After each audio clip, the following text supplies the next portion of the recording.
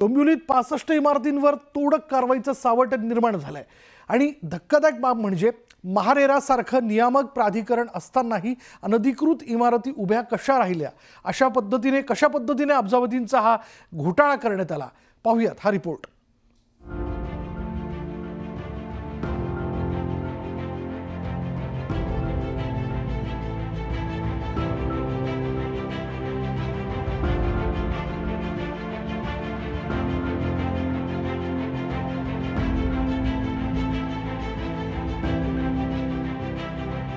डोंबिवलीतील 65 इमारतींमधील रहिवासी तोडक कारवाईमुळे हवालदिल झालेत। या रहिवाशांना हायकोर्टात कोणताही दिलासा मिळाला नाही।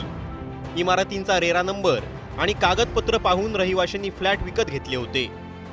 मात्र आता झालेल्या फसवणुकीला जबाबदार कोण, असा प्रश्न निर्माण झालाय। या प्रश्नांची उत्तरं शोधताना धक्कादायक माहितीची मालिकाच हाती लागलीय। सुरुवातीला ग्रामपंचायतींवर दबाव आणून अनधिकृत इमारती बांधल्या गेल्या। पालिका अधिकाऱ्यांना हाताशी धरून अनधिकृत इमारती बांधण्यात आल्या।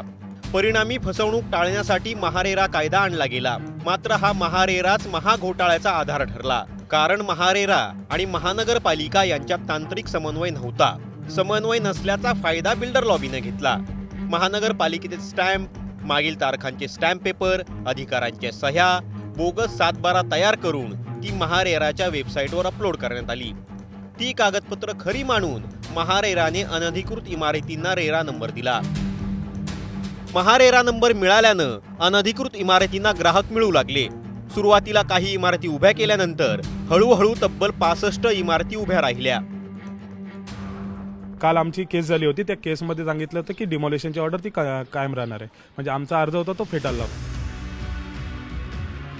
बनावट कागदपत्रांमुळे नेमकं काय घडलं ते आता पाहूयात। कागदपत्रांच्या आधारे बँकांनी कर्ज दिलं। उपनिबंधकांनी खरेदी खत तयार करून फ्लॅट रजिस्टर केले।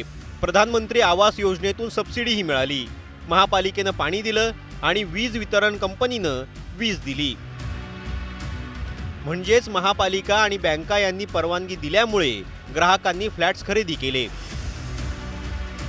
मात्र आता महानगरपालिका, सरकारी विभाग आणि बँका नामनिराळ्या झाल्या, तर सर्वसामान्य मध्यमवर्गीयांची आयुष्यभराची कमाई वाया जाऊन मोठी फसवणूक झालीय।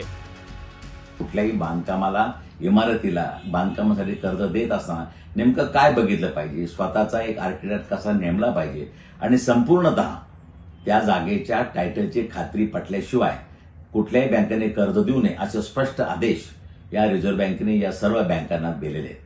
अशा प्रकारे कुठल्याही नियमबाह्य गोष्टीला कर्ज देणं हा देखील तेवढाच गुन्हा आहे। त्यामुळं अशा प्रकारे बँकांनी कुठलीही खातरजमा न करता कर्ज दिलं असेल त्यांच्यावरही तोच गुन्हा दाखल होण्याची शक्यता नाकारता येत नाही। याचिकाकर्ते संदीप पाटील यांच्या पाठपुराव्यानंतर हायकोर्टानं गुन्हे दाखल करण्याचे निर्देश दिले। त्यानंतर पालिकेच्या तक्रारीवरून या 65 इमारती बांधणाऱ्यांवर गुन्हा दाखल करण्यात आला। SIT स्थापन करून 5 जणांना अटक करण्यात आली। या प्रकरणाची व्याप्ती पाहता अनेक बडे नेते, मोठे अधिकारी यात अडकू शकतात। सरकारी यंत्रणांमधील काही अधिकारी फसवणुकीत सामील होते। मात्र कारवाई होत असताना ज्यांची फसवणूक झालीये त्या सर्वसामान्य मध्यमवर्गीयांना दिलासा देणंही तितकंच गरजेचं आहे, कारण यात कोणाचाही दोष नाहीये। Bureau report, news 18 Lokmat.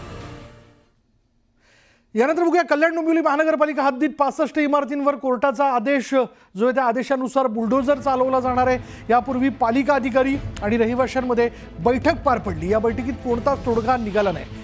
दरम्यान आम्हाला सुप्रीम कोर्टात जायला काही दिवसांची सवलत द्या अशी मागणी रहिवाशांनी केली आहे, तर कोर्टाच्या आदेशाने आम्ही असं करू शकत नाही असं पालिका आयुक्तांनी स्पष्ट केलं आहे।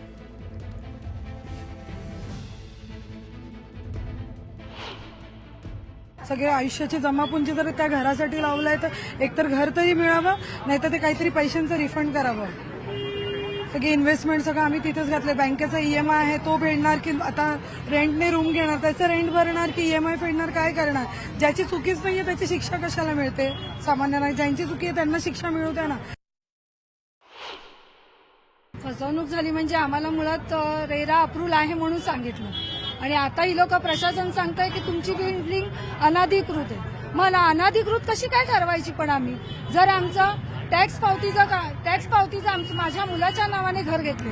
जर टॅक्स पावती माझ्या मुलाच्या नावाने येते, आम्हाला विजेचं बिल येत आहे तेही माझ्या मुलाच्या मग आमची नावं घेऊन आम्हाला कसे कळतंय.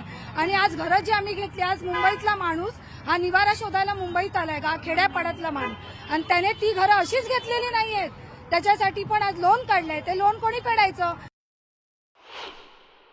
काय बोलू शकत नाही. मुंबईत पुन्हा घर घ्यायचं, नवीन घर घ्यायचं स्वप्न बघायला पण भीती वाटते लोकांना. एवढंच बोलू शकतो. समजा जरी या केसमध्ये फॉर्जरी झाली असती, त्या लोकांना ड्यू टू फॉर्ज डॉक्युमेंट्स काही गोष्टीचा सामना आज करावा लागतोय, तर त्यामध्ये पोलीस तपास अंती जे काही निष्पन्न होईल त्या अनुषंगाने पुढील कारवाई केडीएमसी करेन. तोपर्यंत जे हायकोर्टाचा निर्णय आहे, मधल्या काळामध्ये हायकोर्टाने ऑलरेडी या लोकांना एक 6 आठवड्याचा रिलीफ दिला होता, टेम्पररी रिलीफ दिला होता. पण आता अचानक मागच्या आठवड्यामध्ये ती जी रिलीफ होता, ती स्टे ऑर्डरची होती, ती हायकोर्टामार्फत उठवली गेली. तर आता माननीय न्यायालयाचे निर्देशाप्रमाणे आम्ही पुढील जाऊ. जर इन द मीन टाइम त्यांना काही लिगल रिलीफ भेटला तर त्या अनुषंगाने प्रोसीड करता येईल.